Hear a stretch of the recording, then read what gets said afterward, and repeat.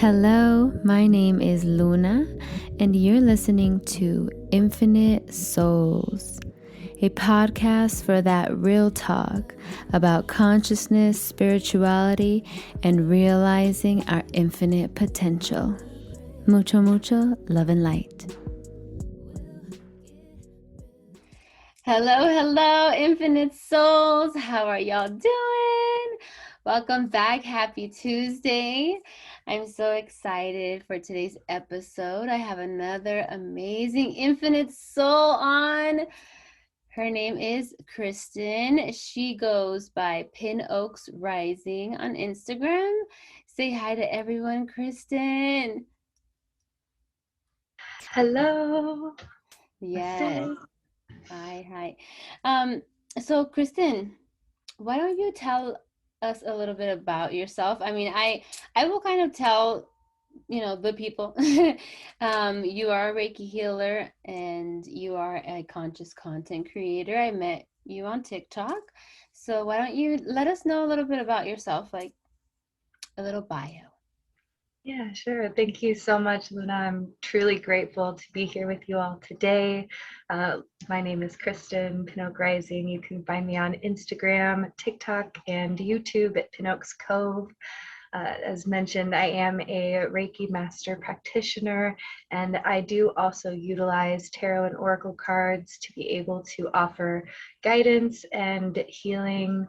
I love to do meditations, and we practice affirmations. A recent journey of mine has been being able to put together retreats. So just ever evolving opportunities to be able to connect and spread healing and love and wisdom. So yeah, I'm truly grateful to be able to share these spaces. And as a content creator on TikTok, it has been an amazing journey to be able to connect with so many different beautiful souls that share such beautiful wisdom. So it's been a blessing.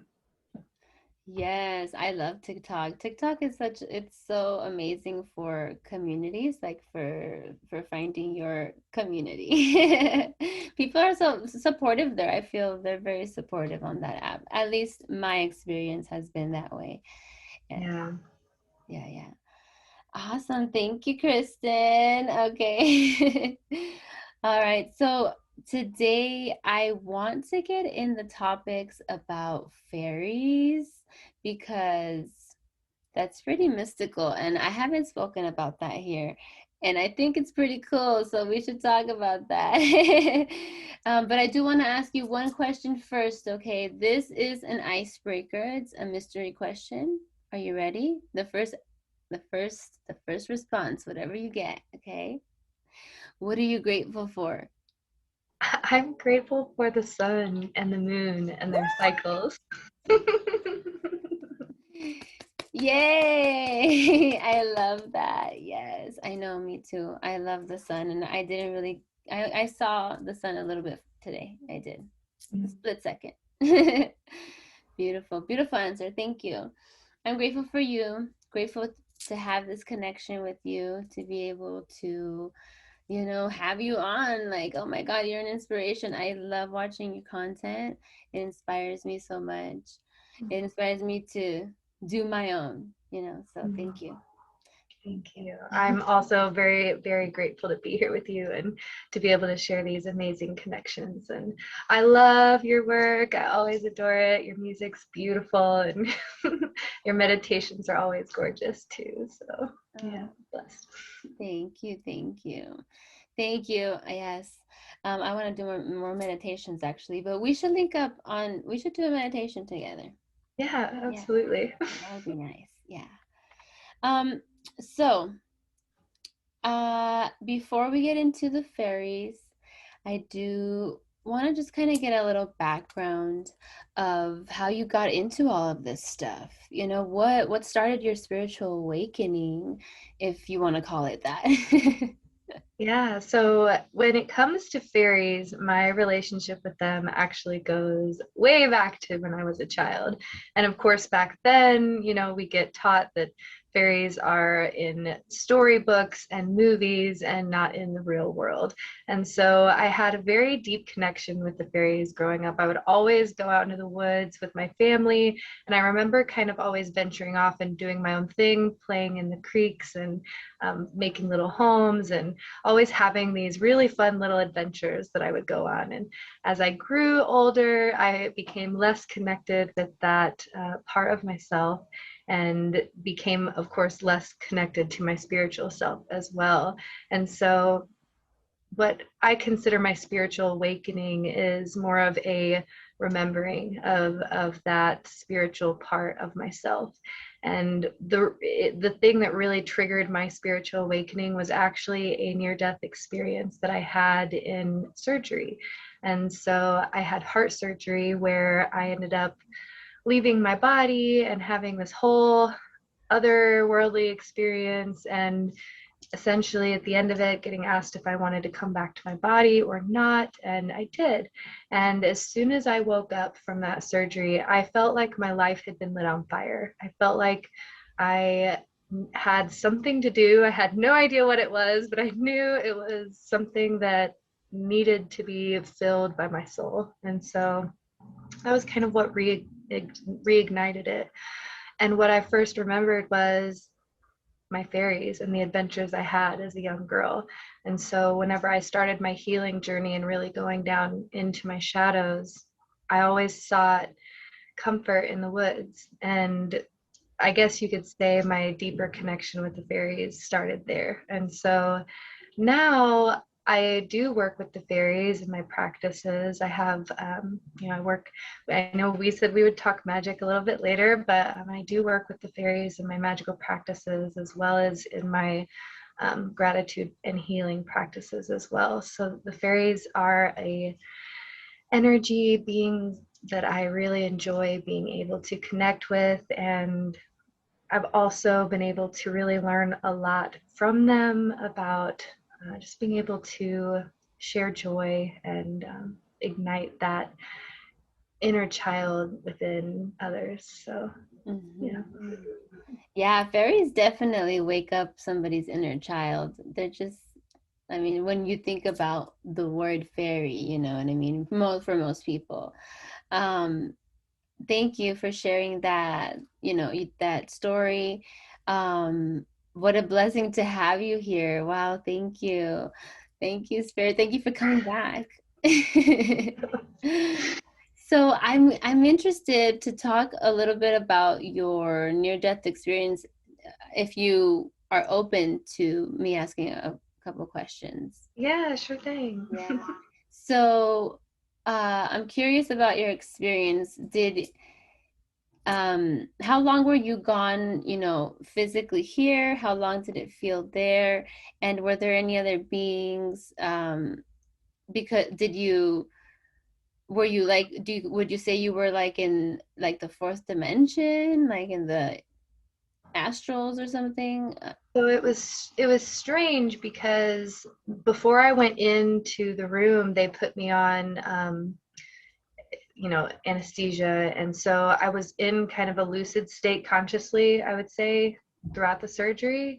I remember watching it is the strangest part. I remember watching the surgery happen, and then whenever I felt, I don't know, an electrical pulse in my chest, everything stopped. And so here physically, it was only a few seconds. It was not.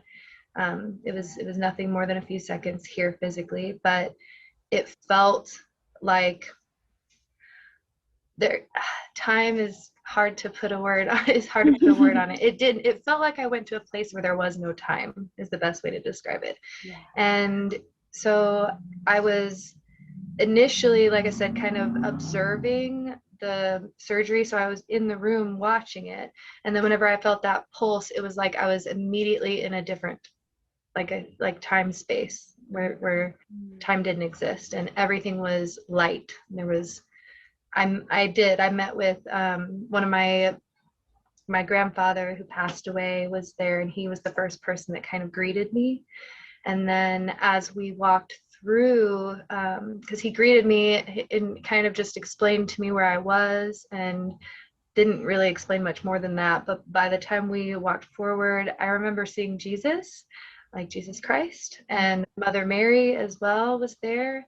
And then I walked past them and just into a space that was completely light. And that was the best, like, I describing it again is hard because it was just like there was something there, but nothing to be able to put words to. It was just very light. And that was kind of where I don't really remember much other than being asked if I was, if I wanted to come back to my body or if I wanted to stay there. And I remember feeling like I hadn't done whatever it was that I needed to do here. And so I said, yeah, I'm going to go back. And so whenever I came back, it was just like, it was pretty incredible. Oh, wow, that's an amazing story.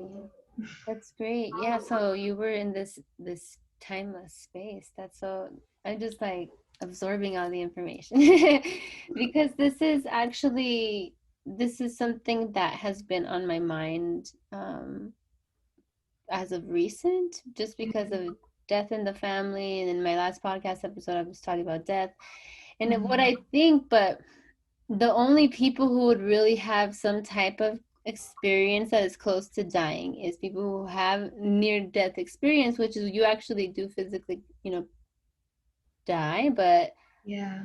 you haven't like checked out. Right. Yeah, so yeah, that's interesting. Thank you for sharing. Thank Yeah. you. You're welcome. Oh my gosh. Okay. So let's get into the magical topic, okay? So you're into these fairies now as an adult again, and now you incorporate them into your practices? Yes. So I guess I didn't necessarily intentionally start working with the fairies. They kind of found me, like I said, and I invited them in to work in my spaces because, like I said, I was really trying to work on incorporating more joy and childlike nature into the things that I was doing. And at the time, I had been just recently working with Aphrodite as well. And so that had been a new thing I was just getting into. When I say I work with these, I consider them to be more energies and deities. I work with them in a way that is not so much as a I honor them and I honor the energy that they can add as well as the energy that I offer. So it's more of like a working together scenario, if that makes sense. But all of the work that I do with the fairies is to be able to send love to the earth and to help raise, the vibration of the planet, and also to be able to spread joy. But honestly, the first initial start of working with fairies, they do like to come back to your home, and if you have them in your home, you should build them a little space so that way they feel comfortable and at home. So they know what are theirs to mess with and not yours. And I think the one thing that people always ask me about fairies is like, oh, well, aren't fairies tricksters? Don't they always steal your stuff? And they do, but I'm telling you, the reason why they steal your stuff is because they know you need a laugh and they think that it's going to bring you some joy. And so if you tell the fairies that you enjoyed the laugh and to please reveal you your items, 9 times out of 10 they will. Oh, wow. Okay, thank you. I'm gonna write that down. Or if all else fails, take a cup, flip it upside down, and tell them that you will not release this energy until your items are retrieved, and don't move the cup until your thing is returned. So Oh my God. Thank you. So you work with the fairies. I know you call them more like deities, right? So when you work with these deities, you're honoring them as through your expression of living, like how you're living your life. Do you talk to them? yeah, I would say it's more of like a prayer. I would think, kind of the way that I talk with them, unless I'm out in the woods, and then of course I'm probably just talking to them. But no, it's more of like an in reverence of understanding what they resemble and what they represent for me, and how I can utilize that to be able to help share in the world. So I do have a space in my home that I have like fairy statues and little, on memorabilia in honor of them, and I do sometimes send like little offerings, or I'll light a candle and honor with them. But the biggest thing to understand, I think, whenever working in this kind of way with any energies is that you are a sovereign being, and everything that you need comes from within you. And so not to come at it from a place of asking them for things, because everything you need is within you, but rather just asking them to help show you what already exists. And so that's kind of a place of how I like to come with it.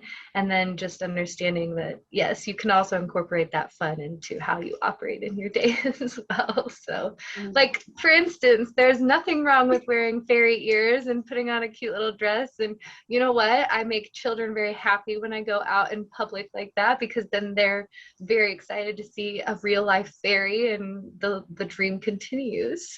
Oh yeah. Oh my God. I would be so excited to see a fairy walking around. I'm like, oh. That's beautiful. And that keeps your inner child alive. Very much alive. Yeah. There was something that you mentioned that I wanted to touch on, but it slipped my mind now. Um, so what kind of, oh, I was gonna say, so your guides are more, I mean, your fairies are more like guides for you, Yes. right? Okay, so you ask for guidance, and it's an internal prayer type of thing. I feel like I feel like our guides, our angels, our ancestors, spirit animals, all of those, they're basically the same thing, I feel, Yes. your higher self in a sense that's talking to you, to Yes.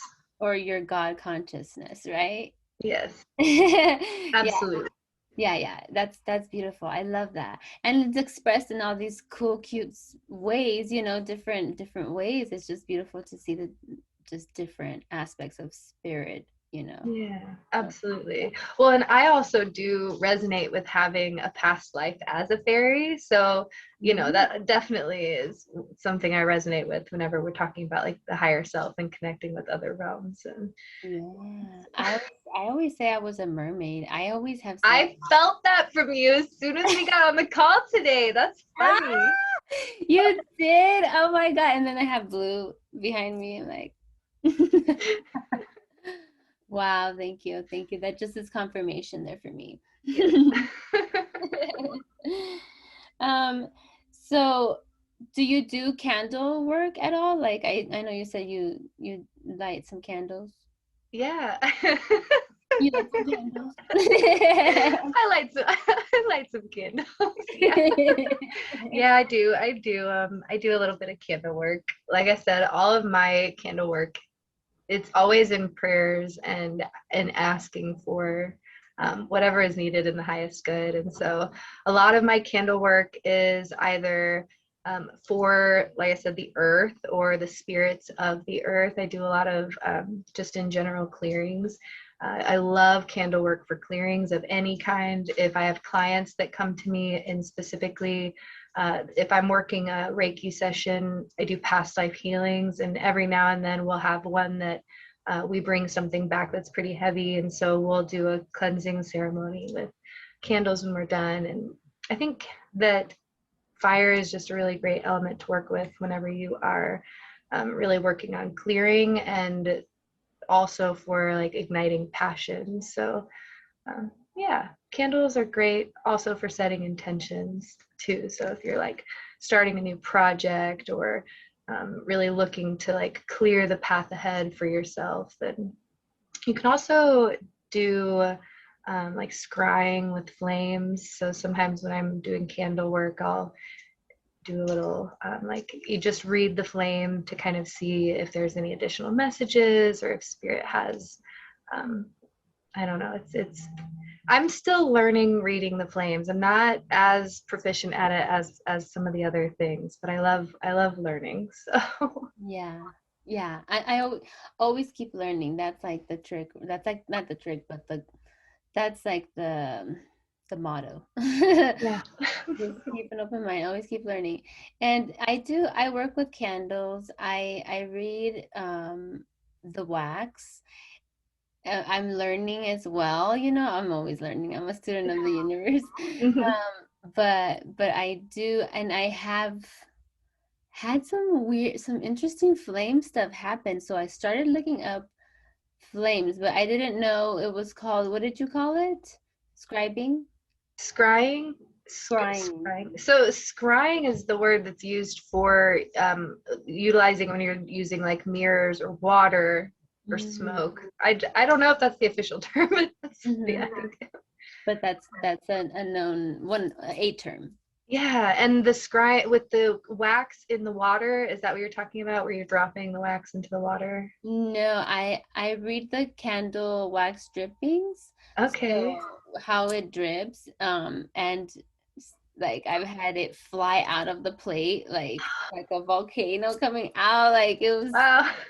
extreme. There was a lot of Wow. energy, and then like jump out of the plate, but only in one little direction, was means that it was going to happen in the future in the physical realm. So like there's, depending on where the wax blows over, is where what it means. Wow. But yeah, so that kind of reading, or the 7 day candles, or when you burn those and you read the wax, the rings, if there's any residue or darkness, anything like that. But yeah, just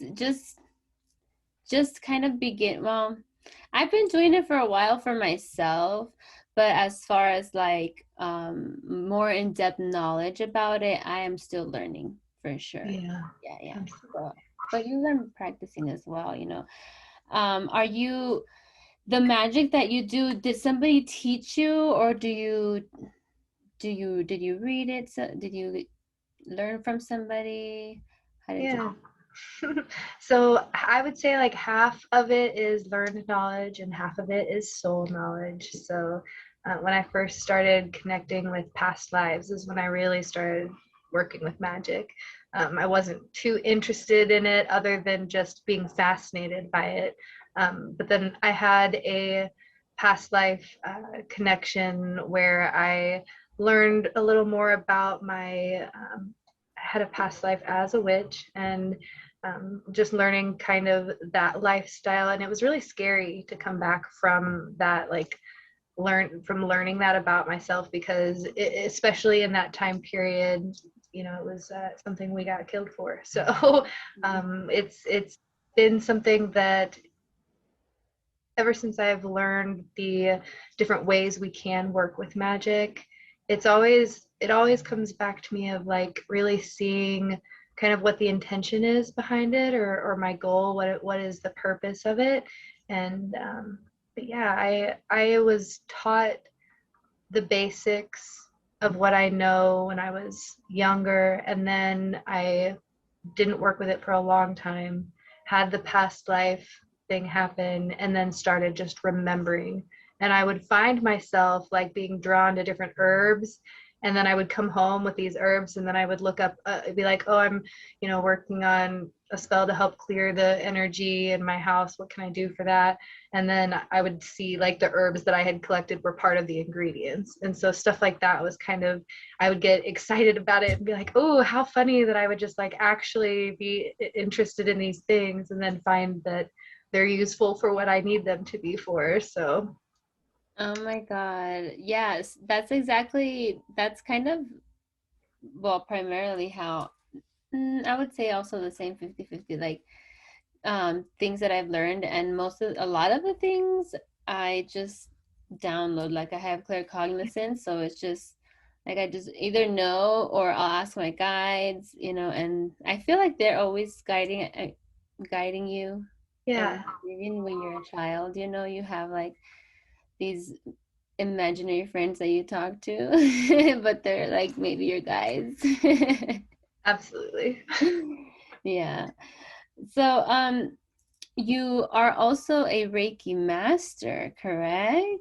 Yes, ma'am. Yes, yes, beautiful. I love it. So, tell us about how did you get into Reiki? Did you have Reiki sessions and you liked it, or did it just call you? So I'm so grateful. Thank you for asking. This is one of my favorite topics. Reiki is something that found me. I fully, for the rest of my life, will be like Reiki is my true love because it truly found me. I was at a place in my journey where I was feeling pretty hopeless. And in hopeless, it was more of like, my body was failing me. I was not doing well mentally, and I just didn't know where else to go. I had tried so many different things and wasn't really feeling like I had found anything that was working in the way that I knew was like, I knew there was something more. And then one day I just stumbled upon Reiki. It just came, I want to say I first saw Reiki. There was a building in my town that had just recently started. It was the place that I went to all the time to buy like my crystals and my books. And they had a Reiki practitioner move in, and it got me curious. And I was like, okay, what is this? And so from there, I just started diving into it more, and it started appearing everywhere in my life. And the more I began to work with it, the better I started feeling. And it was like it went hand in hand with seeing how like I can apply these tools to be really directly increasing the quality of life that I was having. And so I got really excited about it. And I was like, okay, if I'm going to be a Reiki practitioner, I have to do this, on all of my family, and we all are going to heal. And it's going to be this big journey. And Luna, my family supported me, and they all have let me do sessions for them. And they have all unanimously had just really beautiful experiences with it. And that was just a really beautiful way to be able to start working with something, and to just be able to really share that healing that I found for myself with people that I love is incredible. So That's so beautiful. Thank you so much. Yeah. I got like chills, like an electric current when you were talking about it. Just like I ooh. can feel the energy, so much joy. Yeah. I also am a Reiki master, but I have not worked on my family, which is what I really would like to do. Like I would like to work on my mom. Um, she is not as open to it maybe as your family, but I sent it remotely, and because she had like a leg thing, her varicose vein had burst, and she would just, and she had gotten surgery, right, for it. She Mhm. had some pain, and so I sent her Reiki energy that night, and she woke up like totally fine. And I was like, "Oh, mom, you're good now. I sent you Reiki energy last night," and she's like, "Oh yeah, it must have worked." So I'm like, "Oh, there's my door in." Absolutely. Well, I send you all the love for that adventure, and I know your mother will be receptive when the time is right. Yeah, So when she's I ready. was, yeah, I was really, I think for me, my parents saw how much it helped me, and so they were like, okay, if this is really helping you this much, we'll see. Absolutely, leading by example, like just living it, and people will automatically be people that are ready and interested and genuinely want to learn, they'll ask you. So, and then they'll be able to receive. You just can't be serving it up to people who ain't hungry. Exactly. Oh my gosh. Um, so I wrote down some notes here about the magic stuff for the fairies because I may have some fairies here in the house. Who knows? How do you know if there's fairies around or if they're your guides? Well, I would think there's many different ways. There's many different ways. You can always try asking. If you're really curious, they will show themselves.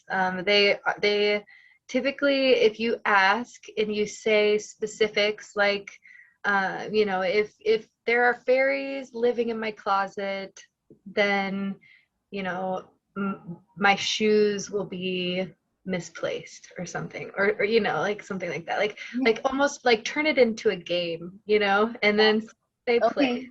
Okay. Okay, so that's what I did. I'm just asking for personal, reasons because I asked if you're a fairy, make my cat go into the closet, you know? And yeah, sure. As soon as I like said, she just was like called over there, you know? Mhm. So that's how I did Yeah, it. so then, yeah, then you probably just have fairies in your closet and it's okay. They're probably just wanting to play. So, you Yeah. know, it's like I said, it's, you know, fairies are one of those things that really, especially house fairies, because typically house fairies are very, you know, they really are just looking to see you smile, and they do it in really goofy ways, and sometimes they don't understand it's not funny to steal car keys. So you know, I think the best thing that I know for me working with them is great, and so I leave them little, um I have a little like fairy setup for them, but that's excessive, but they love it. It makes them happy. So if you want to make your closet fairies happy, build them a little fairy home, and they will tend to stay in the home as opposed to maybe your shoes. So. Oh my gosh, that's so funny. Yeah, I don't feel any bad energy. I feel like I'm not scared, you know. Yeah, well, and here's the other thing. This is a trick I like to teach people. Like anytime you're working with fairies or deities or in the realm of spiritual energies, just remember that you are the physical being. And so anything that you do not want to be there, all you have to do is simply state, and they will have to leave. They can't stay because it's you. You are the physical being. You hold that power over anything in your space. And so if you do feel any kind of negativity or something that you just don't want being there, you just have to simply state it.